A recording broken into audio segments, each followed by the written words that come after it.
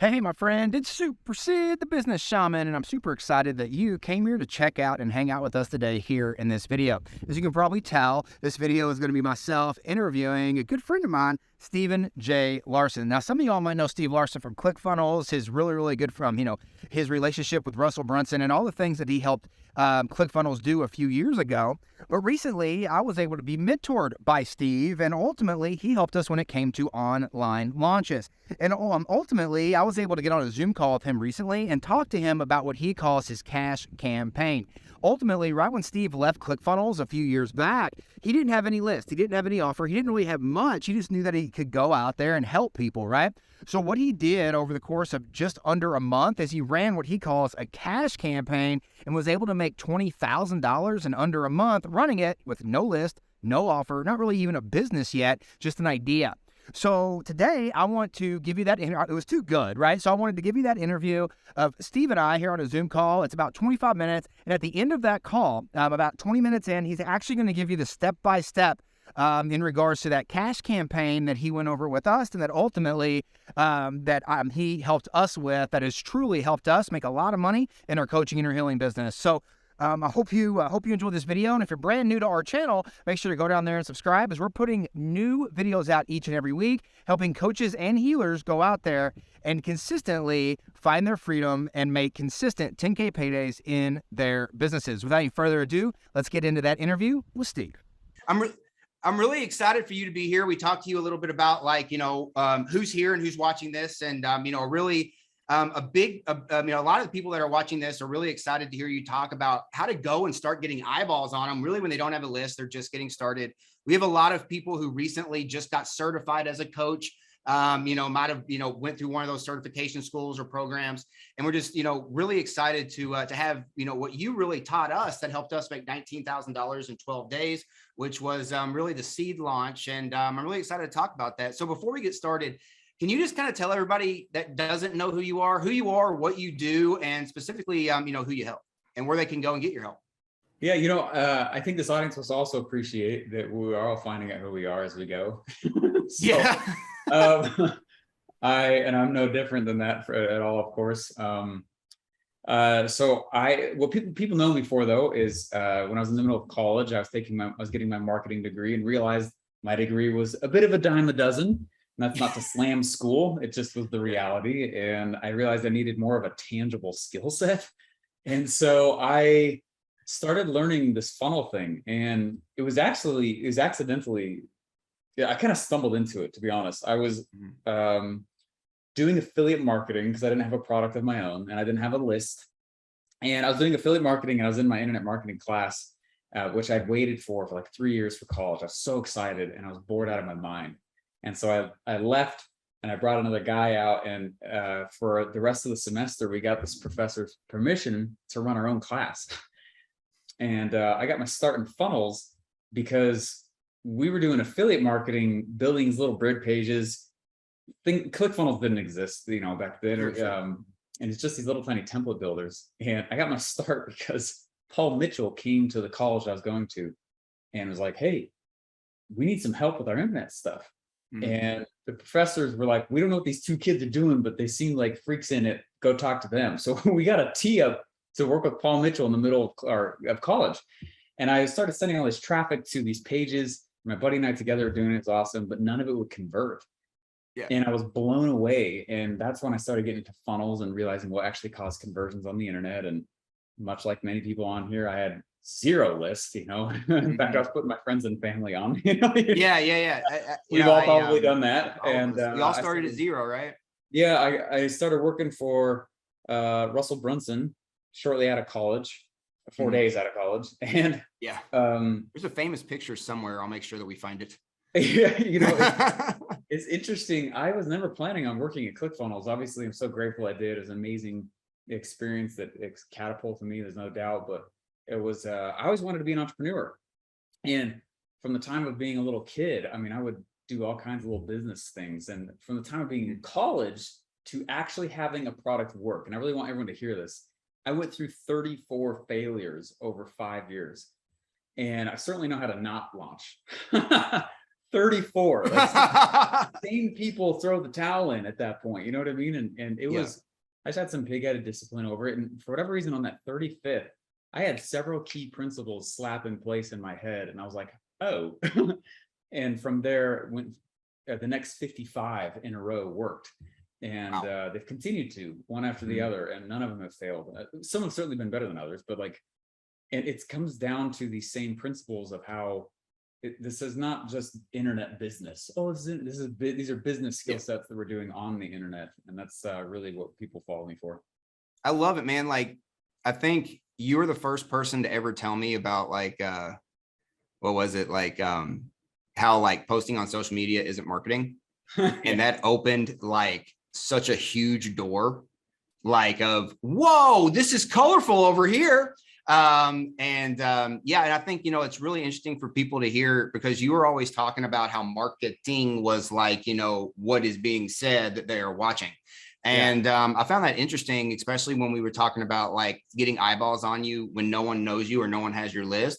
If someone like just say graduates, like, or, you know, two things. A lot of people that are here either deciding they want to be a coach and, you know, they're out there and they have this skill set and they want to help somebody reach a solution, or they just left certification school and, you know, they don't really have a list, or they, like you said, their friends and family kind of are the only ones they know. What would be, you know, something that you know, with the seed launch, what would you suggest that they do? And then, I don't know, like, do you have like a story that you might be able to say in regards to like how it might be able to relate to them, you know, where you were just kind of like, I have no idea what I'm doing, but at the end of the day, this got a lot of eyeballs and a lot of people to want to take action on something that wasn't even really built yet. For sure. You know, it was, this story comes to mind immediately, actually. You know, I used to think that funnel building was marketing. Posting on social media was marketing. And that's not true at all. You know, when I was Russell's funnel builder, it's not that I would exclusively build his funnels alone. He and I would usually tag team, you know, certain parts. And we started sinking into different roles in that. And it was interesting that it took me, I mean, they're trying to hit $1 billion valuation now. It's ridiculous. Like, I left almost 5 years ago. That feels like another life compared to you know, what we do now. But I'm always still baffled how long it took me to, you know, after we're building the funnel, you know, he tells you, hey, here's the idea, and I'm building it.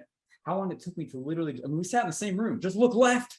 You know, just see what he was doing in the middle of the build and the launch compared to what I was doing. And I was building the pages a lot, you know, and he had this amazing copy thing that he would do. And so he'd come in and make these hooks and titles and headlines and all that stuff. And I was putting pages together and the nerdy stuff and hooking up stuff in the back end and, you know, all that stuff.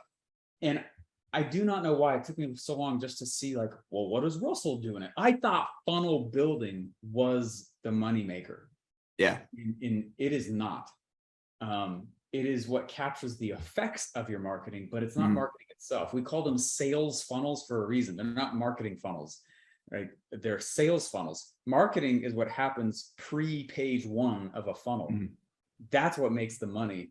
And the funnel is really just like a catcher's mitt, collecting the effects of the noise you make out in the marketplace. And so one of the reasons I failed so frequently was because I kept building a funnel and being like, okay, where's that traffic? Where's the money? Like, the $1 million. Yeah, crickets, nothing, you know, like, what is going on? And it was then that I realized that funnel building is amazing skill set, such an incredible, valuable thing, but it's not marketing in and of itself. What marketing is noise creation. It's cash noise, cashable noise out in the marketplace. And you're learning what messages are already being said to the prospective customers, and you're riding different waves of noise there and riding different waves of noise. You know, so yes, posting on social media absolutely can be marketing, but just posting content in and of itself isn't marketing, you know? And so when I realized this was a big deal for me. And I'm not trying to downplay funnels at all. They're amazing. They're super important, but without marketing, funnels are dead anyway. And so when I left my job, it was super scary. I decided to leave very dramatically, and I didn't have a product or a funnel or anything. And I documented the whole thing, and it was super, I do not recommend that. That was very scary. I remember that. Yeah, that was but I was trying to prove a few points also, and, you know, humble flexing on the way. and I remember you were loud and proud. Yeah. With a Boom. mortgage and kids and car payments and the whole 9 yards and no cash flow. That was a little insane. But what was interesting is in 4 days, I had 20 grand in my hand from nothing. And it came down to the seed launch thing that you mentioned.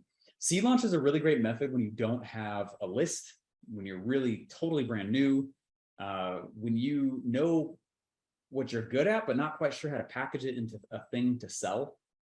Seed launch is not from me. It's a strategy by Jeff Walker, actually. Okay. And great book to read on that is the book Launch. It's a great book. And basically what it teaches, and this is what I did. I said, all right, 6 or 7 weeks prior, actually is earlier than that, 6 months, 6 months before I decided to go actually launch the product. I don't even know what it was yet. What I did is I realized that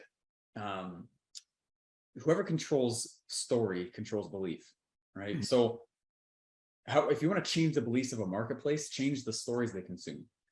And that was a big realization for me. And what That's I realized huge, is by the way. What's that? That's huge. That's a big deal. And so what I started looking for was markets that I could go sell into that had really old, tired messages. And I decided to go into the network marketing space and start selling in that area. And I don't really do anything active in that now, but just this is the story. So what I decided to do is I was like, okay, if this market has storylines that are very old, very tired, let me just change what they're hearing, and that affects belief. And we're all that way. It even comes down to religion, right? You stop reading certain verses or passages or whatever, right? Those stories, you start to lose belief. It's a very interesting, tie right there. And so I started this podcast. And I started a podcast directly for the network marketing space. But I've done this in a lot of different industries. So I don't want anyone down here to be like, well, I'm not Steve, so I can't do that. Or I'm not Sid, so I can't do that. Yeah. No, these are principles. Principles Right. are God's automation. Right? So, and or PT Barnum, right? PT Barnum fan. Yeah, huge PT Barnum fan. So what's interesting is I decided that I would go start changing what people are listening to. And I started a podcast, which is a free thing to do. I was also broke. I didn't have a list, didn't have money to promote the podcast. I still don't. I do all organic. I don't even know how to do ads still. I don't want to learn how to do ads. I'm all straight organic. And for the most part. And what I started doing is I told everyone on the podcast, hey, I got this skill set, but I want to know what would be most valuable for you. Thanks for listening to this podcast. Go to suchandsuch.com and let me know what you need my help with. And what I started doing is gathering all of these responses. I ended up getting like 400 or 500 responses from people asked, over the next 6 months, as I would continue to put out podcast material, and throughout it, continue to ask for people's help. Tell me what you need. Tell me what you want. What are you struggling with? I'm here to help. I want to figure this out. And it's coming, but I want to make the right thing. And that kind of verbiage was powerful because the market was telling me what to create. That's awesome. That right there is one of the major reasons my first 34 products were failures. I kept making the product for me. Yeah. But you don't buy your own product. So it doesn't really matter what you know what I mean? Like, you got to ask the customer. And so that simple thing right there, I was so stuck in my own way. I paid a lot of money to get that information right there. That was a huge lesson. It's very painful for me to learn that. And very valuable, obviously, too. So what was powerful is I started co-creating this offer on the podcast with the marketplace. And I timed it so that I left my job and did the pitch for it 4 days later. And people who literally stayed up all night waiting for this thing, they would have been following the show for. But you hadn't built it yet, right? It was just an idea. Yeah. And so there's no bait and switch. I wasn't being shady or anything on the internet. I told everyone, though, in the pitch, I said, hey, just so you know, this is not built yet, but I want you to know why that's awesome is because I'm going to be dripping out one part of it each week for the next 2 months. And I want to co-create this with you. So there's going to be special Q&A sections. Did I miss the mark here? Did I help there? Was this valuable? Did this not make sense? Did this make sense? So after I dripped out one piece of the material a week at a time, just in front of them, I pitched it every week. It made like almost $250,000 in 3 months. And then it made it crossed the 2 comma club a little after a year. But And that was after, so you did like, how many weeks did you do? Like, so what were you doing? So were you like creating content and then doing a Q&A? Is that kind of what the product was during those weeks? no, I was actually designing like course curriculum. Okay. I had an idea after 6 months of asking like what they needed. Okay. What I did is I condensed those down to 6 different modules. I was like, I think this is what they are needing. And I'm a funnel builder and have that skill set. And what if I teach them funnels? And so there were some gaps, like they didn't know how to ask me. Like, Sure. we wouldn't know how to ask Henry Ford for a car, you know, asking for a faster horse, whatever that quote is. Same thing. Like, so there's some certain things like I had to read between the lines on, but they were certainly guiding me in a broad view on like, look over here, this is what we need here, but how do I solve that? And what you start to realize is that problems from a marketplace are the money makers.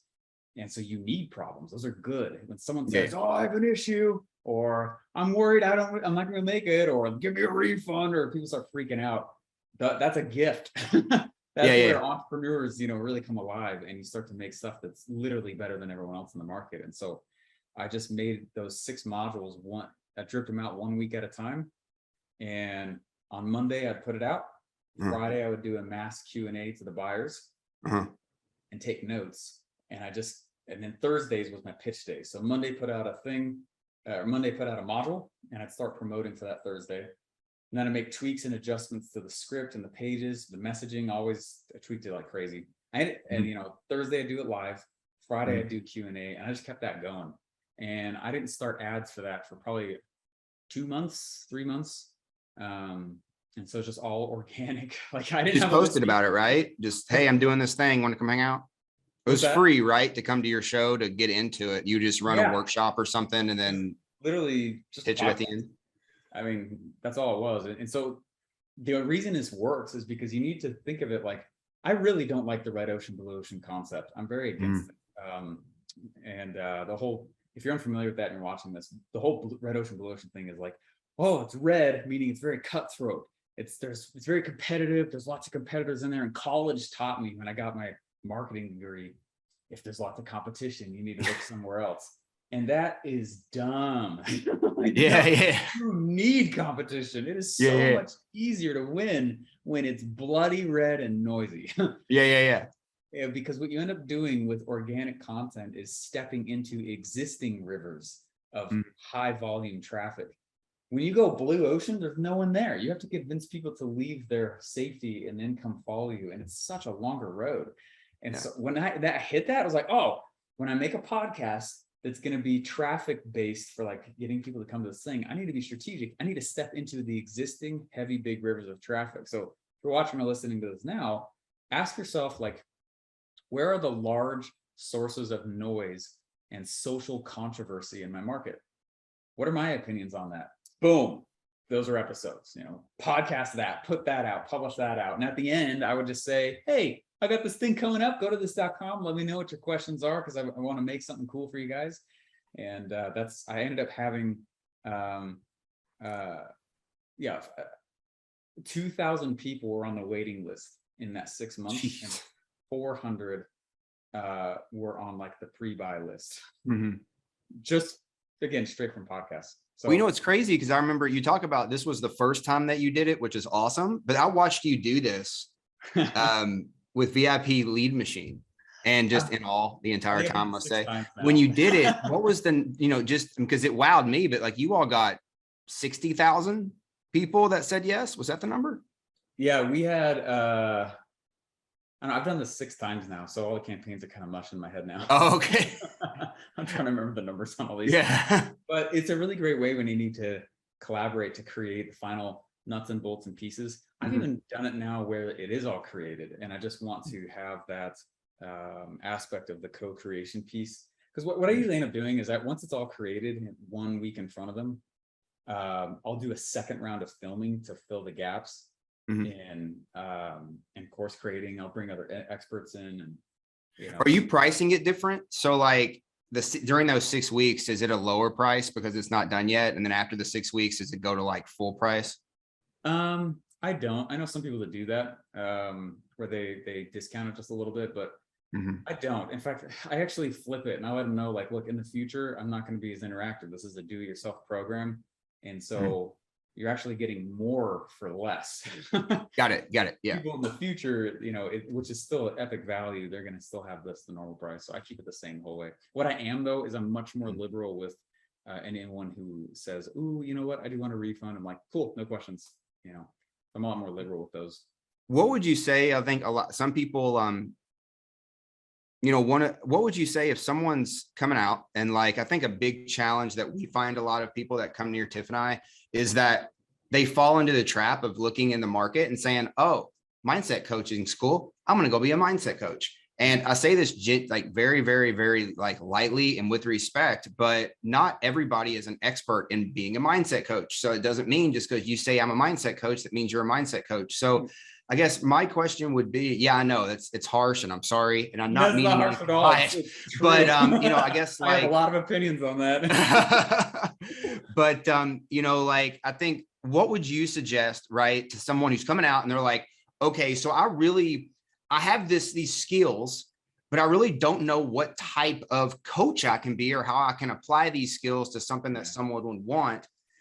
Because this launch sounds great, I would do it, but I don't really know if my offer or my solution is going to be something that people are going to want to buy. What would you, I guess, what would you tell them, or what would be like a prompt that could help them? I love this question, man. Such a great question. I was on a Clubhouse interview a few months ago, and this guy got on and he was like, hey, Steven, when am I good enough to start making money?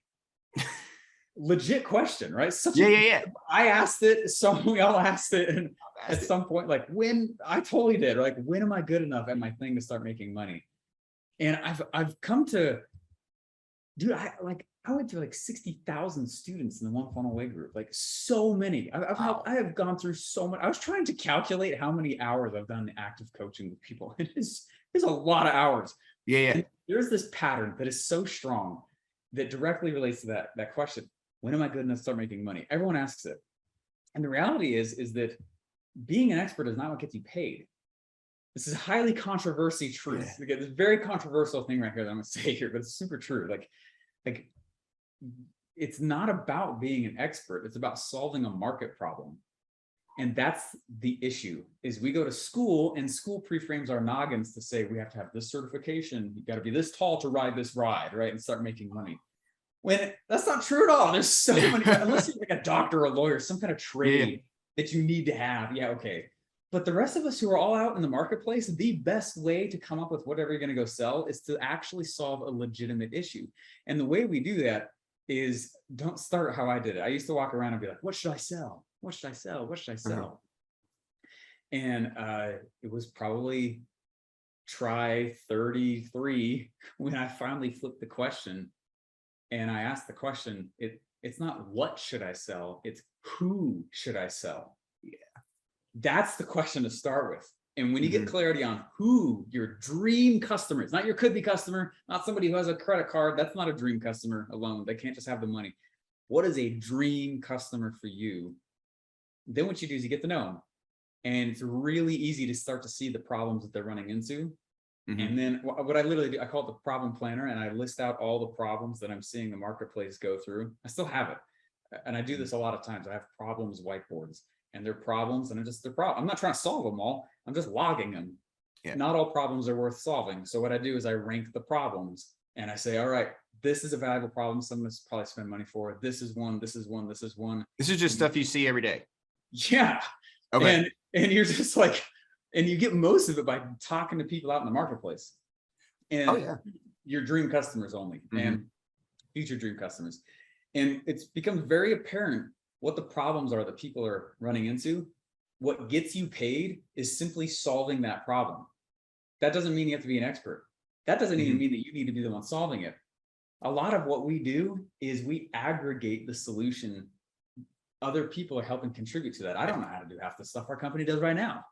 You know what I mean? Like, and so what pays you is the ability to solve a valuable problem. That's what entrepreneurship is. Entrepreneurs are in the business of finding and solving valuable problems. That's it.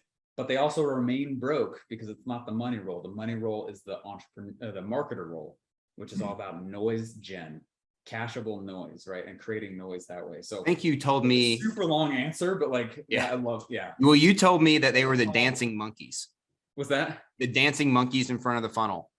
You have to Yeah, have the yeah, dancing right. monkey in front of the funnel, or the funnel doesn't make money, I think is what you said. And Yep. you also told me once that Yoda wasn't real, and that was probably one of the best things that you ever told me. All right. So, Well, I hope you enjoyed that conversation and that interview with one of our good friends. And ultimately, if you're a coach or you're a healer and you're looking to go out there and consistently make 10K paydays, I have a free gift for you that you can grab right now in the description. Just go down there in the description and grab your free gift from us called our 10 Steps to Creating 10K Paydays. It's an absolutely free course that walks you through the 10 steps that we use every single day and then we've taught hundreds of coaches to use in regards to creating consistent 10K paydays in their coaching and their healing business. Just go down there in that description and grab it right now. And don't forget, we all win when we all win. Let's go out there and let's make a choice to win today. We'll see you in the next video.